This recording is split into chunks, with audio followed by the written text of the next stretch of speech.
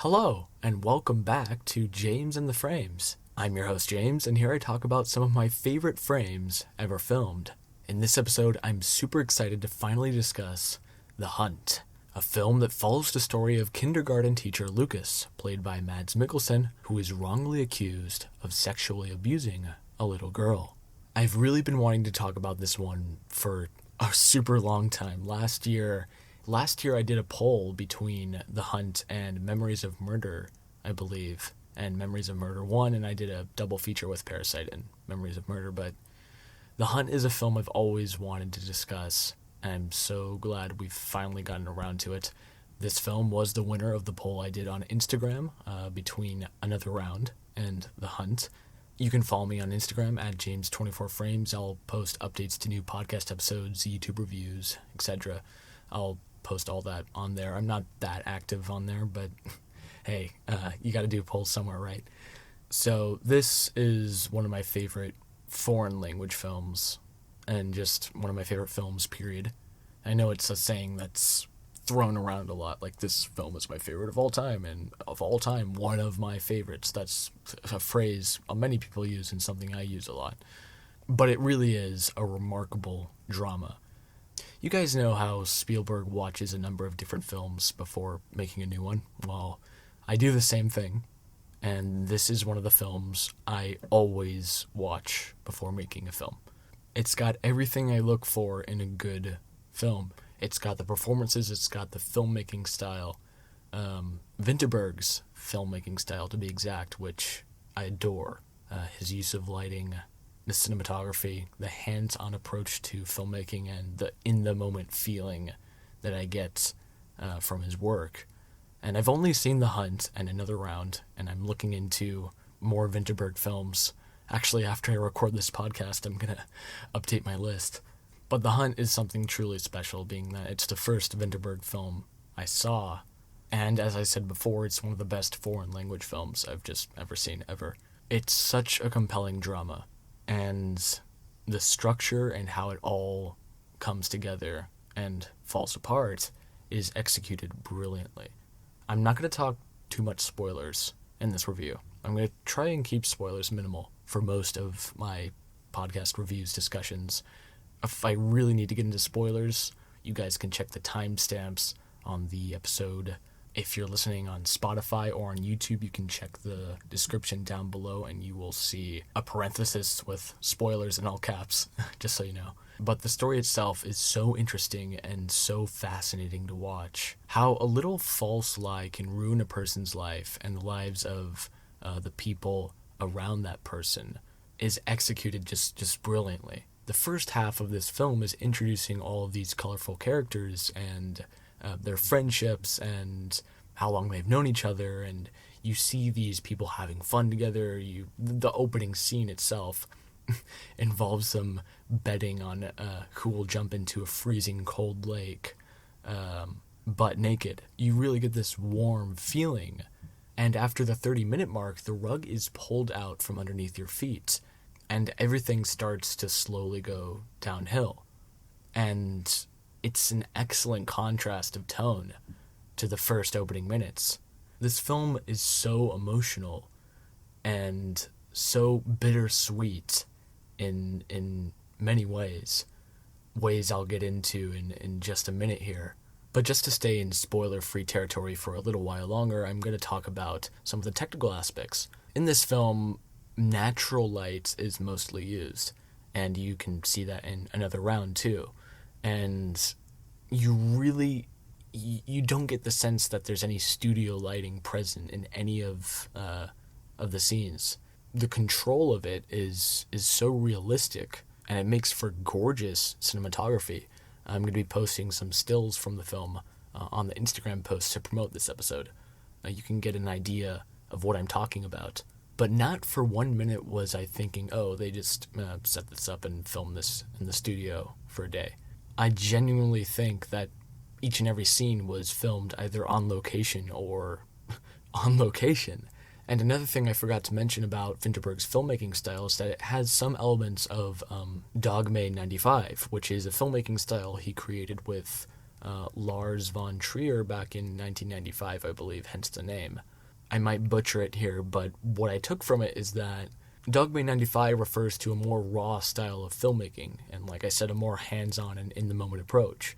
All sound is recorded in location, natural light has to be used, no visual effects or studio lighting can be used, and the director can't be credited, or something like that. And it's, you guys should look it up, Dogme 95, Dogme 95.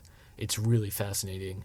And it's funny because neither Lars von Trier or Vinterberg follow those rules, those exact rules. But you can see its influence in their films. But in my opinion, you can see it a lot more in Vinterberg's films. Well, from what I've seen. And that's what I love about his filmmaking style so much, because I really like having a hands-on approach to filmmaking, kind of just setting up in the moment and I know it's not the best way to do films sometimes. You got to plan ahead and do all that. But when you're doing, I don't know, the best example I can give is doing a 48-hour film project, having to do so much in so little time. Those aspects come into play of just setting a tripod up, using natural light, recording sound and location, just letting the actors go, and having a more improvisational style, which, again, is what I feel from Vinterberg's filmmaking. I'm gushing over it a lot, and I'm going to have to gush over the performances here because they're incredible as well. Mads Mikkelsen delivers his best performance in this, hands down. Another Round, he does a fantastic job, but in this film, he just captivates you. His eyes throughout the film are so telling. There's one scene in particular I want to talk about, but I'll talk about it when we get into spoiler territory. Another performance is Thomas Bo Larsen, who plays the conflicted father. He does an amazing job. And the actress who plays Claire, the little girl, she's phenomenal. I don't know how she learned to act like that, but she does an amazing job of playing the blissfully unaware child, as well as one of the most hated characters in the entire film. I'm not saying that in a bad way, I'm saying that in a good way. She plays her role that well. Great performances all around. Mads Mikkelsen is God in this film. And it's time to move into spoiler territory. So if you have not seen The Hunt, please go check it out right now. If you're not intrigued already with what I've been saying, go check it out. So yeah, one of my favorite scenes, and what I was talking about with Mikkelsen's performance, the church scene on Christmas Eve is iconic. It's one of the best exchanges between two actors and one of the best performances from an actor that I've seen put to film. The way all those emotions culminate in one moment is executed just to perfection. As I was saying about Thomas Bo Larsen's character, Theo, I believe is his name, what's different about The Hunt, apart from other thrillers and dramas about accusations and pointing fingers and he did it or she did it, is that from the get-go you know that it's a lie told by a child, and you know that all these adults are believing that child. And one of my favorite lines in the entire film is, it's always assumed that children tell the truth, and unfortunately very often they do. And that's the best way I can sum up most of the character motivations in this film. Because why doubt a child? Why believe that such an innocent mind could be lying? But then again, the other question is, should you believe that this innocent mind is too innocent to the point where their judgment is clouded? And speaking of clouded judgment, getting back to Theo and his character arc, he knows in some way, shape, or form that Lucas wasn't responsible for anything. In one of their first scenes together after the accusation that occurs around the 30-minute mark, I believe, it's a brilliantly acted scene. And you can see how he's conflicted, like, I don't know if it was you or not. I mean, who should I trust, my own daughter or my best friend? And that conflict is shown to be more and more conflicting, sorry, that's the word I gotta use, throughout the entire runtime, and you see near the end, specifically in the supermarket scene, which is badass. It was badass. I laughed a bit when Mads just headbutted that guy. You see as Lucas is walking out, Theo's like, I gotta go talk to him. Like, this guy looks like crap. He looks like he's gotten beaten up, and this guy looks like crap. And then in the church scene, in the very end, the exchange they have is so brilliantly done. When Lucas says, like, there's nothing left here, like, there's nothing left in these eyes, that's probably the turning point that Theo had. And, of course, the exchange they have with Lucas looking back with tears in his eyes to him, that's the cherry on top. But going back to Mads' character, Lucas, it's such a tragic downfall. And it's not like a downfall, like a moral downfall, like he actually did do this and this is his consequence. Like, no, he didn't do this. His life is going so well until a misconception from a child just flips his life upside down. And the way all his best friends turn against him and how they start talking to him in this different manner, like he's some evil guy, it's really tough to watch. And especially when Clara, the little girl, starts saying that it wasn't me, like I didn't say that, like it's not true. And at that point everybody's thinking, well, if she says it's not true, it's true, because if a child says it's not true, it means they don't want to talk about it because they're embarrassed, and it's a whole boy cried wolf situation.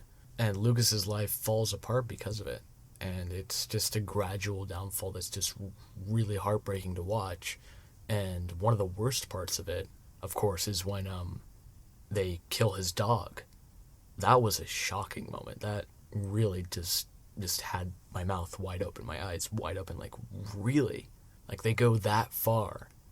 And, well, they kind of go even further in the ending, which I'll discuss in a second here, but the dog getting killed, him getting banned from his supermarket and beat up, this nice man that was friends with all these characters just like a couple weeks ago is now a villain, and it's not his fault, and it's such an interesting character journey. Every time I watch this film, it just never ceases to mesmerize me. I'm glued when that shift happens, and I love the subtle change in coloring. I like how for the first half hour it's bright and it's vibrant and it's all cheerful and nice, and then we get that scene where he's woken up with a phone call from his son, like crying, like saying, like, Dad, like, was it you? Did you do it? And it's like this cold blue lighting, like a dawn of a dark day, and many dark days to come. And I just love that shift, and it's at that point where either you're hooked or you're not hooked, because it just gets better from there. And of course the film is in Danish, but really for most of these scenes you don't need to look at the subtitles to understand what these characters are feeling. The performances are that good, guys. The filmmaking is that good. And the editing also is spot on. And the use of zooms and camera movements, especially in the church scene, those slow pushes and close-ups on Lucas and Theo, it adds to the intensity of those scenes even more. And now the ending, it definitely scared the ever-living hell out of me when that shot rang out and it just hit the tree just above him. And for that split second, you see a silhouette of a person in the morning sun just pointing his rifle at Lucas, and you think, is he going to shoot? Or is he going to let him live? And he lets him live, and that's terrifying. Having to live with those false accusations in the back of your mind, never really being able to escape that, it's a brilliant way to end the film, and it just leaves a bittersweet feeling with you. And what surprises me even more is that there's an alternate ending that you can view on YouTube if you want. It's much darker, and it involves Lucas actually getting killed in the end. And I don't think it's the way it should have ended. I think leaving Lucas alive, he stays alive, but also his past stays alive with him. And I think that's a really, again, bittersweet way to end the film, and an overall fantastic way to close the story. And there's questions about whether the person shooting at Lucas was real or metaphorical. I believe the person was real, because if you notice in the final scene when Lucas's son is getting that rifle as a gift, you see how Lucas looks at all his different friends, and you see how some of them sort of look at him weird. Like, that look of disgust that they once gave him a year ago, like it's still lingering there. And I believe that one of those people was the person who shot at him. And I think that's just so brilliant. So that's The Hunt for me. I've gotten most of my ideas out. I would love to hear what you guys think of The Hunt, if you've seen it, if you haven't seen it. I might be missing a couple things, but you guys might remind me of the things I've been missing. So was there anything you took away in particular from it? Please let me know. I'd love to hear it. So I know Another Round lost the poll, but I still want to talk about it a little bit because it's probably one of my favorites of 2020, if not my favorite of 2020. I have a feeling it'll grow on me the same way The Hunt grew on me. And don't worry, this is going to be spoiler free. I was super excited for Another Round ever since it was announced. I think I first saw it on Mads Mikkelsen's Instagram. He posted a still, and I saw Thomas Vinterberg, Thomas Bo Larsen, and Lars Ranth. Those two actors were in The Hunt, and Vinterberg is collaborating with Mads Mikkelsen and those guys again for another one, for Another Round. And I was super happy, super excited. I could not stop posting about it. I'm like, I'm so happy to see that. I'm so excited to see this. I want to see this. I want to see this. And I'm so happy that it's getting recognition and that it's swept award shows. And I hope it introduces people to The Hunt, and I hope it introduces people to more of Vinterberg's filmography. I, of course, was lazy and did not see anything else related to Vinterberg. I had only seen The Hunt, which probably boosted my excitement for Another Round because I just saw The Hunt, and it was kind of like not like a sequel, but a revisiting of that style that I love so much, and it has exactly what I loved in The Hunt. It has the top tier performances. It has Vinterberg's filmmaking style, of course. There's a lot of natural light in that film. There's a lot of beautifully shot sequences, and I really think it's one of the best of 2020, if not like the best. Like in my personal opinion, I really loved it. So yeah, those are my thoughts on Another Round. I can't wait to see it again. I've seen it about, I don't know, like I think I've seen it twice. I gotta see it a third time. The Hunt, I have no idea how many times I've seen it. So all in all, The Hunt is a brilliant thriller. It has amazing performances, and it just grips you. It really grips you. And it leaves you with such a brilliantly bittersweet feeling. And usually at this part I give my score like 5 out of 5 stars or whatever. But this is an announcement I'm making. I'm not going to be grading films anymore. I just don't really see the necessity to do so. I can say like, hey, it's good, it's brilliant, it's amazing, it's a masterpiece. Or I can say like, it was okay. Or like, no, it's not that great. I didn't really like it. I feel like giving it a number, I don't know. It just feels like giving out a high school grade. That's the best way I can put it. So for now, I'm just going to take a backseat to the whole grading thing. But if you've heard anything, you know that I really enjoyed The Hunt. And if you've seen it already, please check it out again. And I'm so glad to be back, guys. And if you haven't listened to my discussion I had about the Star Wars sequel trilogy with Bruce Tetsuya from The Dance of Cinema, please check it out and follow his page at The Dance of Cinema. He's currently in his top 200 films list, and it's a really nice page. And we had a great discussion, so we just rambled a bit about Star Wars for an hour, which was good on May the 4th. And speaking of Star Wars, it's not just May the 4th this month. It's just an entire Star Wars month. I know for Change of the Frames, every May I've done a bunch of Star Wars content. So don't think Star Wars month is over yet, because there might be a few more surprises coming your way. All in all, I'm glad to be back doing this podcast, and of course, you can look forward to more discussions and reviews to come. Thanks for listening, guys, and I will see you after the credits.